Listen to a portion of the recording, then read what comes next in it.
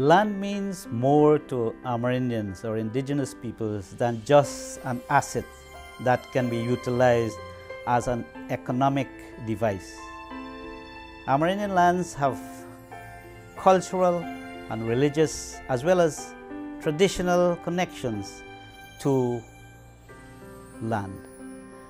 There are many sacred sites and a very rich history behind places, rivers, mountains, waterfalls, and land tenures. Many stories show connections to these locations. The way of life of the Amerindian people depends on vast areas of lands where they can obtain food, building materials, medicine, practice their traditions, including in their beliefs, and sustain their cultural identity. The use of resources on the land provides for the daily needs of village people, and they are fully aware that they need to use these wisely, so that those that follow will also benefit like they are doing now, although they have been there for hundreds of years. Land is life to the indigenous peoples.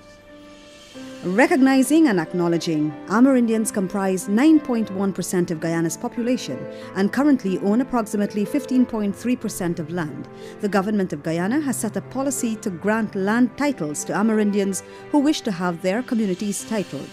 Historically, the high cost to facilitate and achieve this policy objective was a barrier. However, Guyana's Low Carbon Development Strategy, LCDS, emphasizes the importance of protecting indigenous land rights and opening windows of opportunities for Amerindians, especially those who depend on forest resources as a means of livelihood. The funds derived from the LCDS goes to the Guyana Red Plus Investment Fund, GRIF, and the government has allocated substantial funding to the Amerindian Land Titling Project to remove the high-cost barrier and to accelerate the titling and demarcation of Amerindian land. To quote His Excellency President David Arthur Granger in his 10-point plan for hinterland development, and I quote, "Land is life for the indigenous peoples, and we are aware that over the last 49 years, there have still arisen many unresolved land claims and issues. Your government is aware of this problem." End of quote.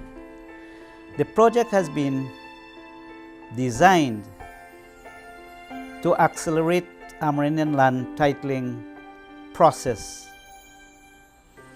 and government is committed to dealing with all indigenous land issues. Government is therefore very supportive of Amerindian land titling, and by extension, the current Amerindian Land Titling Project. We have already commenced the process of requesting an extension to the project, which emphasizes our commitment. We are even seeking to include many more villages and communities that did not submit requests prior to the project. That is how important this project is to us. It is expected that titling of communities will strengthen land tenure security and will expand the asset base of Amerindians, enabling improved long-term planning for their future development. It is also expected to enhance the opportunities for villages to opt in to the Red Plus and the LCDS should they wish to do so.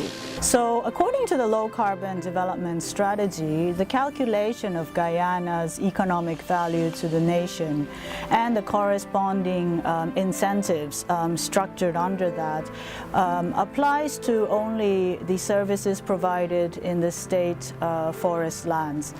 Now, This excludes the Amerindian communities. However, once these Amerindian communities get the land titles, they do have the option of what we call opting in, basically to receive compensation for the forest conservation if they comply to the Guyana-Norway agreement. And these communities, they are entitled if their land titles are final and are, provided. Therefore, it does not apply to the communities are still waiting for the titles to be allocated, and also the land that is still untitled.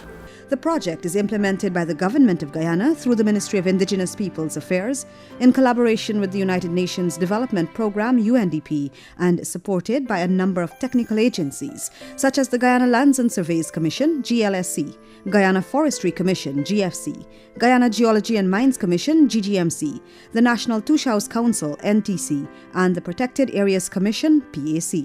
Well, the role of the ministry, particularly the minister in Amerindian land titling, is rooted in the Amerindian Act.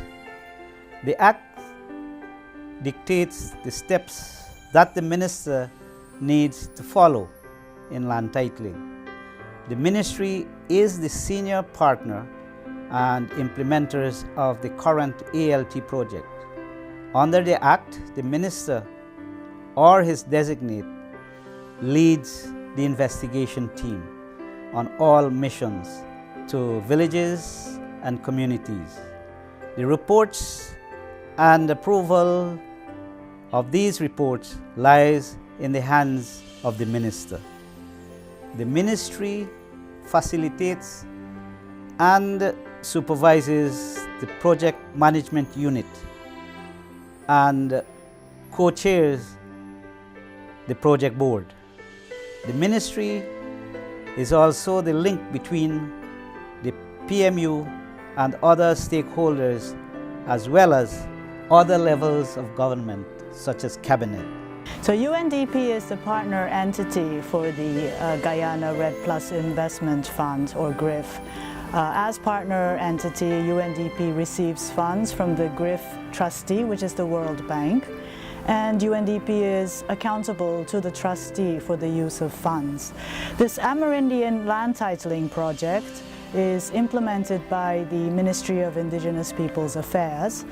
So UNDP transfers funds to the ministry and they are responsible for implementing the project. UNDP also provides support to the ministry to implement their activities, and this ranges from technical advice, technical assistance, financial management advice, and also monitoring. Okay, the National Tush House Council role is to represent the indigenous peoples of Guyana. And as you know, that land is part of our culture and our life. And we recognize that there is issues within Amerindian lands with demarcation, boundaries, and other issues. So the National Tush House Council role is to bring these issues to the ALT platform, the representative platform. And on that platform we have 8 members from the NTC also on that platform. So that is where the NTC, we have a major role in representing our people. On this platform, we look at the issues and also recommendations coming from the indigenous communities. Some of these indigenous communities are like in the region 7, the 8 areas. And some of these reps are from that area also. So we see it as something good, having these reps from these areas who actually have some of these issues and they can bring it to this level. This project is focused on achieving secured land tenure for Amerindian villages and communities, as well as enabling increased use of existing and alternative mechanism to resolve land titling disputes and ensuring all relevant stakeholders are better informed about Amerindian rights and the land titling mechanism. Through engagement and consultation, and based on request from the villages or communities, the project seeks to enable Amerindians to secure their lands and natural resources with a view towards sustainable social and economic development. Land tenure security offers solid protection for indigenous peoples' land rights. It also seeks to satisfy government policies on land and international conventions on indigenous peoples' land issues. This land titling for Amerindian communities is very important for sustainable human development and the Sustainable Development Goals. Let me mention 3 ways in this. This is very important. Firstly, this project allows the Amerindian communities to their entitled rights to land as stipulated in the Amerindian Act of 2006. Secondly, these Amerindian communities are at the front line of conserving the forest and also preserving the integrity of the ecosystem and the services that they provide. And this is extremely important for the environmental SDGs.